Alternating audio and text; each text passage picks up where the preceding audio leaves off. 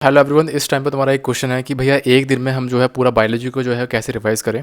तो यार एक दिन में नहीं, तुम यार 6 से 7 घंटे में पूरा बायोलॉजी जो है अच्छे से रिवाइज कर सकते हो।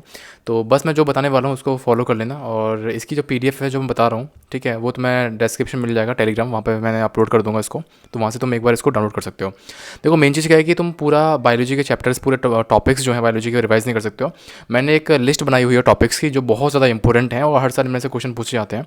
तो ये टॉपिक्स अगर तुम करके जाते हो तो तुम्हारी पूरी बायोलॉजी के मोस्टली जो है 90% जो कॉन्सेप्ट्स वगैरह हैं वो सारे तुम्हारे एक बार फिर से रिवाइज हो जाएंगे। ओके। तो फर्स्ट जो तुम्हारा चैप्टर है वो है बायोलॉजिकल क्लासिफिकेशन। तो बायोलॉजिकल क्लासिफिकेशन में देखो यार, जो जनरल फीचर्स दिए हुए हैं वो एक बार रिवाइज कर लेना, ठीक है। और जो करेक्टर्स हैं जैसे मोनेरा, प्रोटिस्टा, फंजाई, इनके और प्रायोन्स और वायरसेस के भी एक बार ध्यान रख लेना, और विद एग्जांपल्स, ठीक है। एग्जांपल्स यार बहुत ज़्यादा इंपॉर्टेंट है फंजाई के भी, तो ठीक है, और चाहे प्रोटिस्टा हो।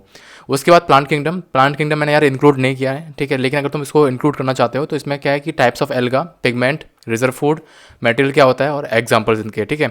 उसके बाद जनरल फीचर जो है टेरियोफाइट्स के और जिम्नोस्पर्म के, वो अच्छे से याद कर लेना और इनके एग्जांपल्स, ठीक है।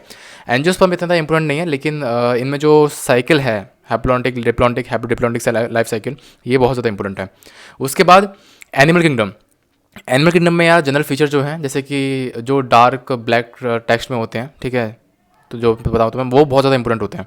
तो उसके बाद जो है वो एग्जांपल्स बहुत बहुत ज़्यादा इंपॉर्टेंट हैं, ठीक है। यही करके जाना, that is more than sufficient. उसके बाद सेल ऑर्गेनलीज में तुम्हारा जो माइक्रोप्लाज्मा हो गया, ठीक है, जैसे रॉबर्ट ब्राउन, लिडोन शॉन, इनके बारे में दिया हुआ है। न्यूक्लियस के बारे में दिया हुआ है, क्रोमोसोम, राइबोसोम, क्लोरोप्लास्ट और माइटोकॉन्ड्रिया बहुत बहुत ज़्यादा इंपॉर्टेंट है।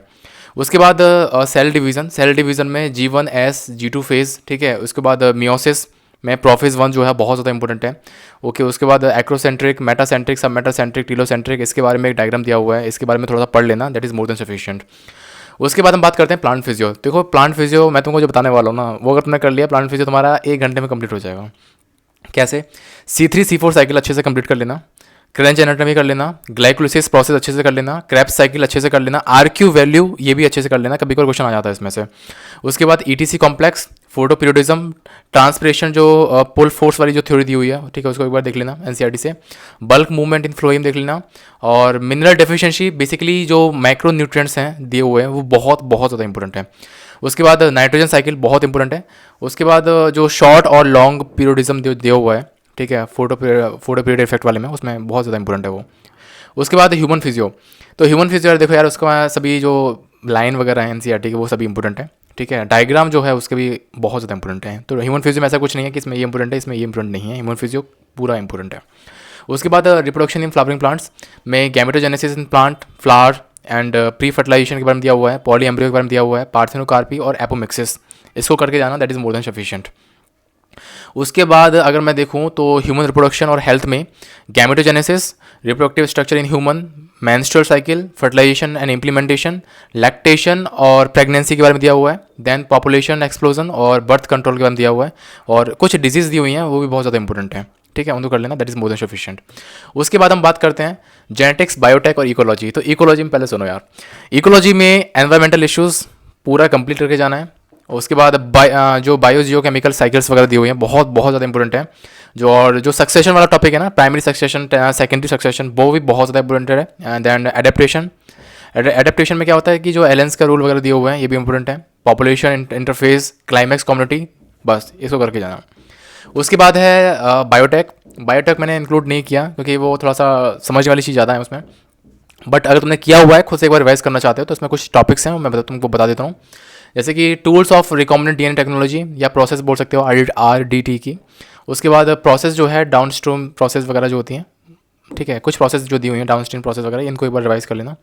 उसके बाद application in medicine, RNA interface, BT cotton, gene therapy, human insulin, molecular diagnostic, gene silence, है ना, और एलिसा, PCR, बस इसके अलावा कुछ मत करना। उसके बाद है जेनेटिक्स एंड इवोल्यूशन, उसमें dihybrid cross, pedigree analysis और कोडोमिनेंस, जेनेटिक डिसऑर्डर्स बहुत इंपॉर्टेंट है यार। DNA transcription, translation, replication, genetic code, हर साल एक क्वेश्चन एम्स में तो पूछा जाता था, इस बार भी लाइक नीट में भी यार फेवरेट क्वेश्चन बन गया यार, है ना। उसके बाद DNA फिंगरप्रिंटिंग, डार्विनिज्म और नेचुरल सिलेक्शन, ह्यूमन इवोल्यूशन, ठीक है, जो एक सीरीज़ दी हुई है ना रामापिताइकस होमोरेक्ट्स वगैरह ये सभी दिए हुए हैं, उनको एक बार अच्छे से रिवाइज़ कर लेना। बस यही है, इसकी जो PDF है वो मैं तुमको टेलीग्राम प्रोवाइड कर रहा हूँ, वहाँ पर एक बार इसको डाउनलोड कर लेना। और देखो यार, जो भी हो रहा है ना करते जाओ, एक दिन बचा हुआ है, अपने माइंड में कोई भी नेगेटिविटी मत लो। नीट के बाद देखो यार, मैं तुम्हारे लिए बहुत अच्छा सोच रहा हूँ, अगर होता है तुम्हारा सिलेक्शन बहुत बढ़िया बात है, क्योंकि यार देखो ऐसे हज़ारों स्टूडेंट्स मेरे से जुड़े हुए थे और उनको बेनिफिट हुआ है। मैं कोई मुंहबाजी नहीं कर रहा, मैं जो रियलिटी है वो बता रहा हूँ, ठीक है। और अगर बहुत मुझे पता है यार, बहुत सारे बच्चों को सिलेक्शन होने वाला है इस बार, ठीक है। अगर मतलब मान लो कि किसी का सिलेक्शन नहीं होता है, तो नीट के बाद यार बहुत अच्छे अच्छे प्लान है, बाद में हम लोग सोच लेंगे। पहले नीट का एग्जाम देके आओ बिना नेगेटिविटी के, ठीक है। जो होगा अच्छा होगा, बस अपने ऊपर विश्वास रखो, ठीक है। और हेल्थ पर फोकस करो, कुछ ज़्यादा कुछ सोचने का कोई फ़ायदा नहीं है, ठीक है। तुम्हारी माइंड की भी एक कैपेसिटी होती है, लिमिट होती है सोचने के लिए, उससे अगर तुमने ज़्यादा सोच लिया तो वो बहुत ज़्यादा प्रॉब्लम जो है क्रिएट कर लेगा, ठीक है। चलो फिर मिलते हैं नेक्स्ट वीडियो में, तक के लिए बाय, टेक केयर, पढ़ते रहो, all the very best and love you all, thank you so much, bye.